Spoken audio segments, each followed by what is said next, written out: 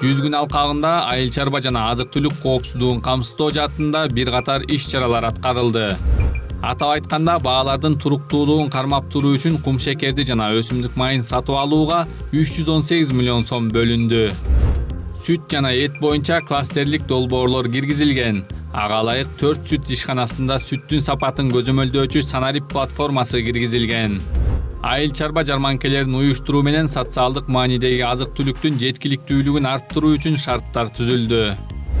ЭАЭПке мүчө мамлекеттерден социалдык маанидеги товарларды жана азык-түлүктөрдү жеткирүү боюнча түз келишимдерди түзүү механизми иштелип чыкты.